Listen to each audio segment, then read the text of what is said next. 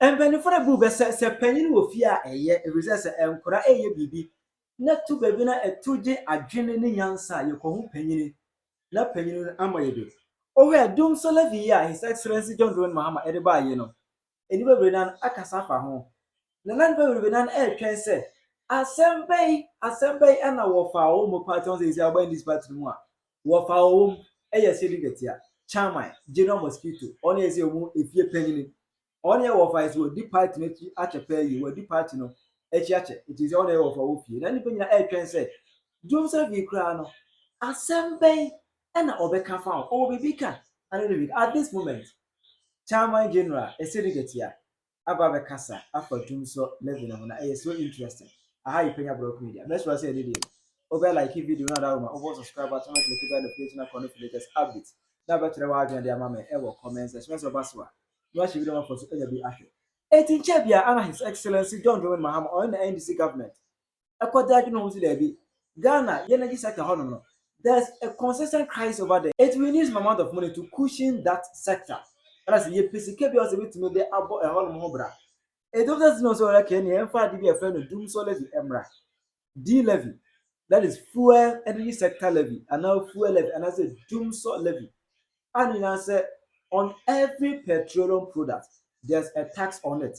If you go to fuel, every 1 liter piano, there's a 1 cedi charge on it. Only this particular levy, a buy, and come over with the from the minority side, any other concerned citizen. Omunina the backlash ever see there be as a father buying only be found on Transcend Saga.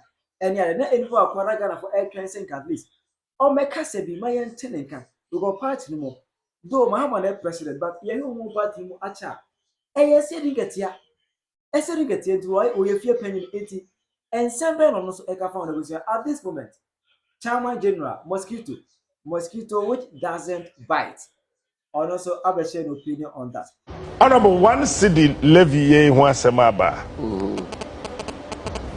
I be a credit which remove be at 1 cedi. Yes, they are to petrol, so they are to diesel, so I wine. Then I walk home. And Tiasia anything.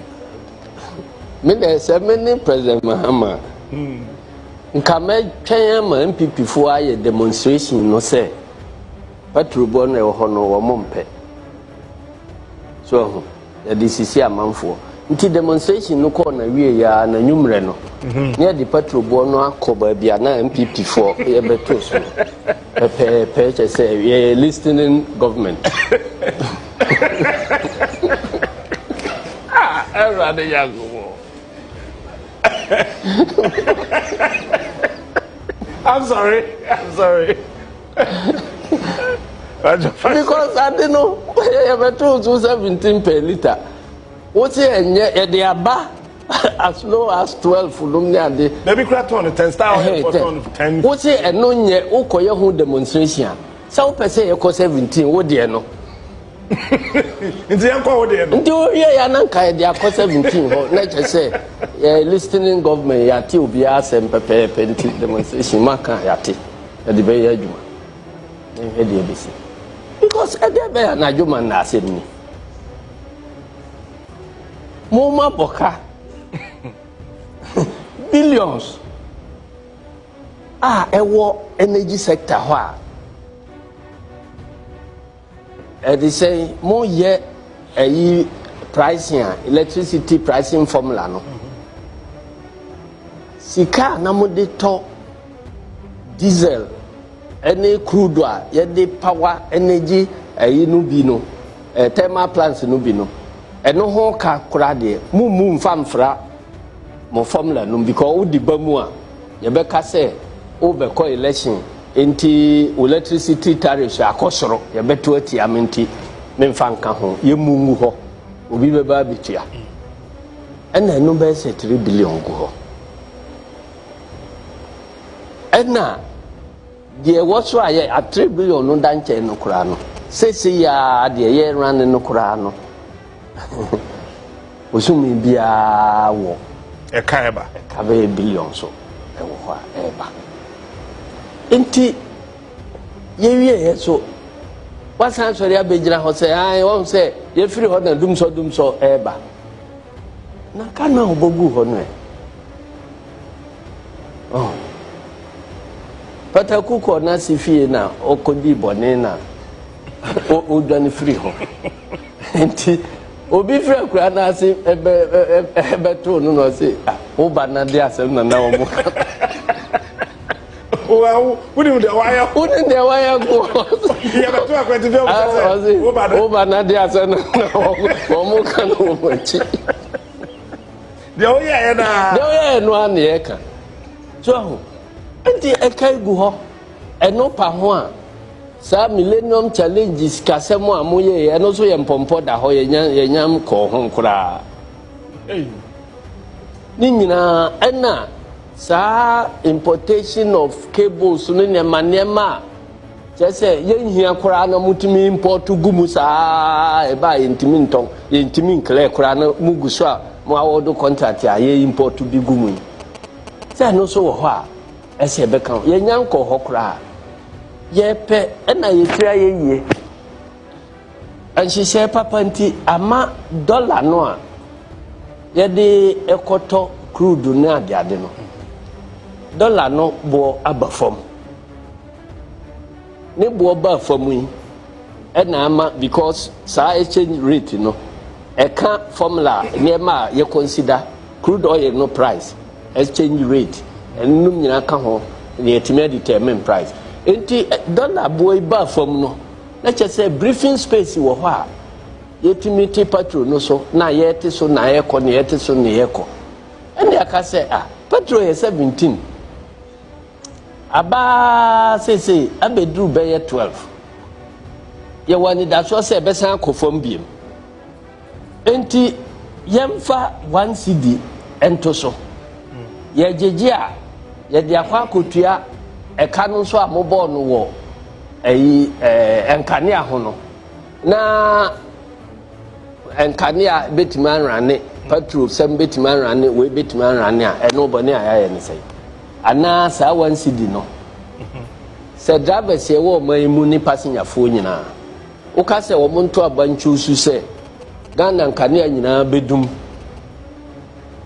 na petrol bo be 5 cedis a o ha de o hina nka wo bechu su driver no ko adwuma ba o mafie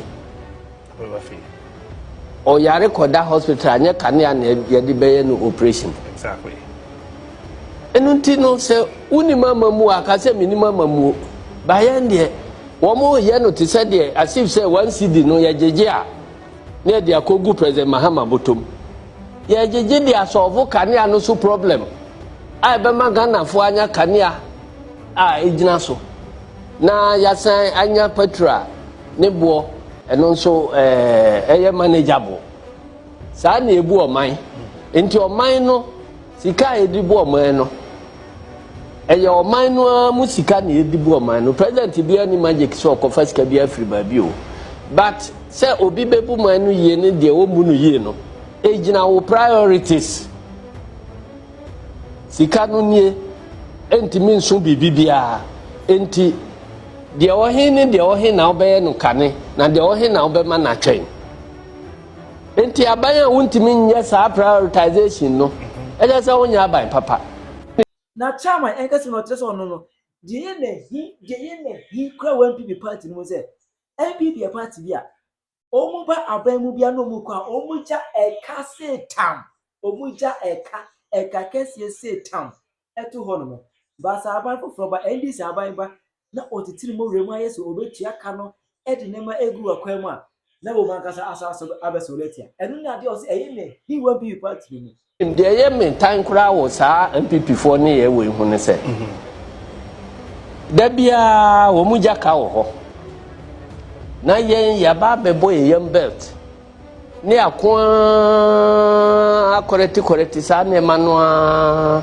eye se ne ma tuto na kwa mu a ese gala we mo nko ne yakotere ba bi na o mansan ba na o mansan be se ya de no abruka na gu ho ebrebi so ya dumso no ba e na ka se e kana eda energy sector institutions no mu a e wo ho no eso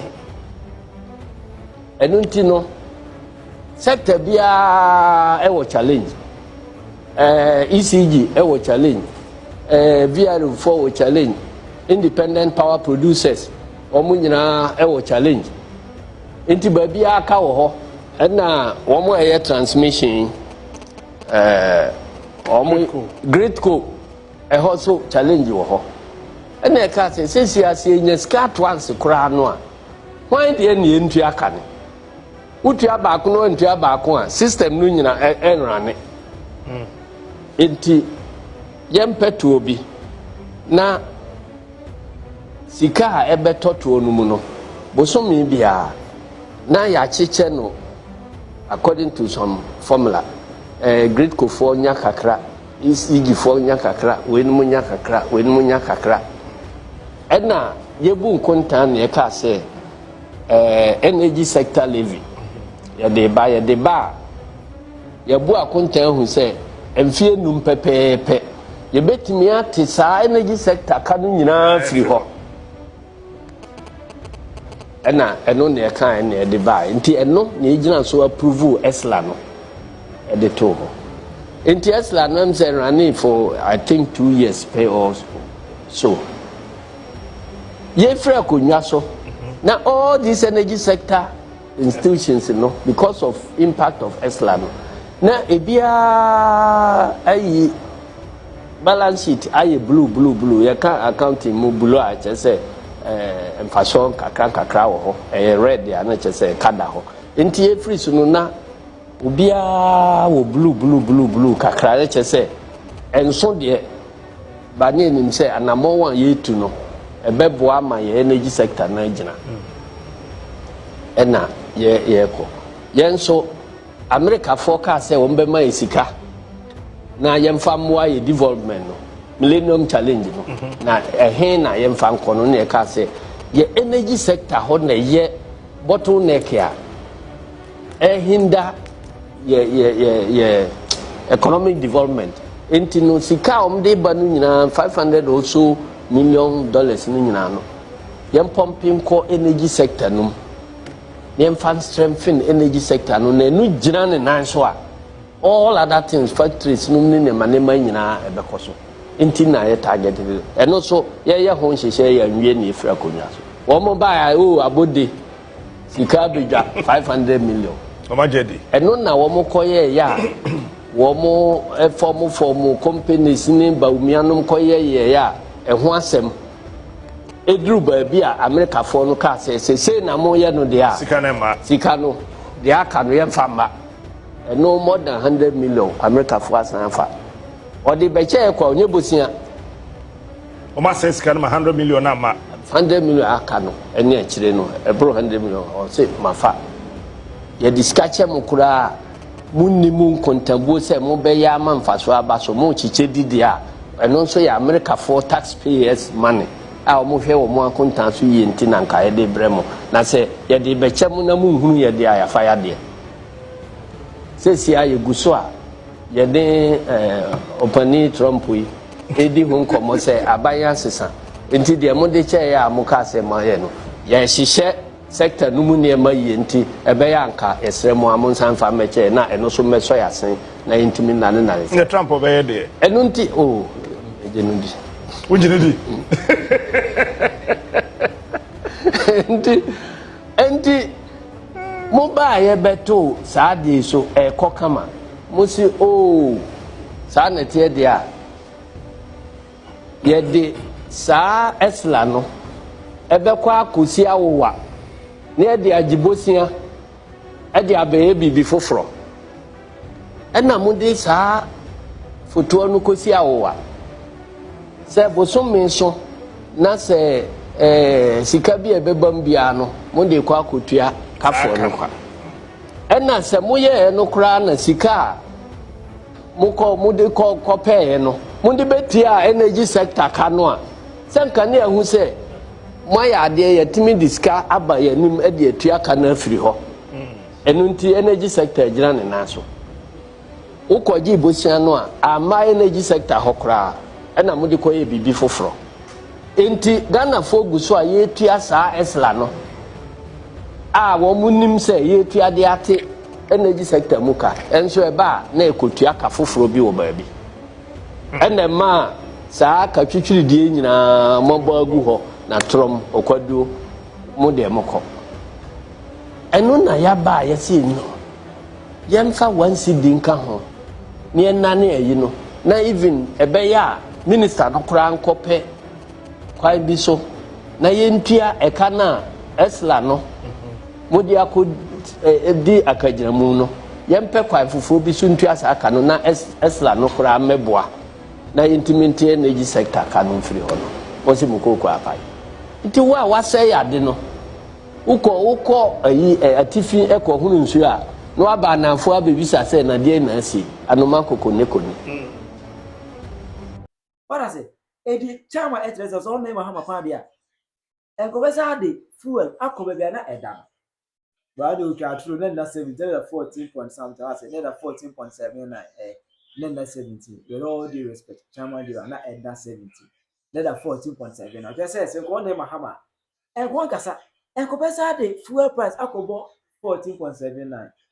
Na le Dumsor Levy bia efro no. Aza I don't know the Ghana for energy. Tell you, mama, comment section. I Penyah Media.